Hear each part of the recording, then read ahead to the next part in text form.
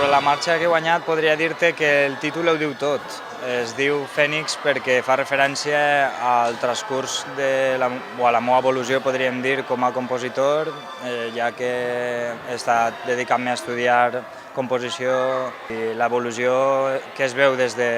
l'altra marxa anterior premiada que tinc, que és Bablo, a esta Fènix, és evident.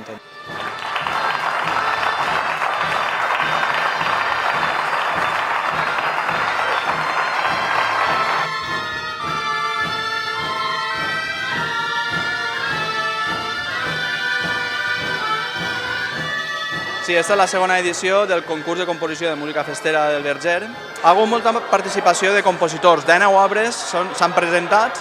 i a la fase final el jurat tècnic, format per prestigiosos com Saúl Gómez, Francisco Valor i Toni L'Asunción, han decidit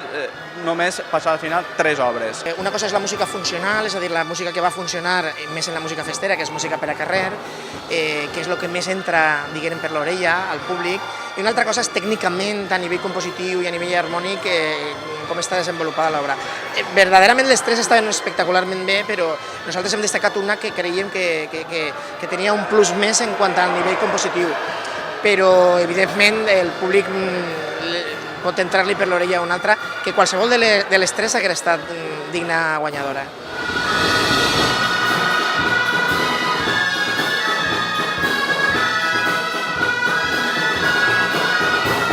El concert ha anat molt bé, conforme havien treballat. La veritat és que jo he estat de director convidat i he fet els últims assajos i la veritat és que Pasqual s'ha currat i ha fet una feina molt important en els músics també han respost moltíssim i en el concert han donat també un puntet més, així que ha estat un gran plaer estar. Per a mi ha sigut la primera volta que he estat així en la colla dolçainers i ha sigut una experiència molt bona, molt enriquidora i esperem repetir. Pensem que la dolçaina i avui per avui i la percussió estan molt dignes, però ens fa falta que hi hagi composicions. Aleshores, estos actes, estos premis que hi ha gent que té ganes d'organitzar-los com l'escola del Verger, doncs nosaltres des de la federació estem per recolzar-los al 100%, perquè, clar, el que ens interessa és que hi hagi composicions dignes en el món de la dolçaina, no?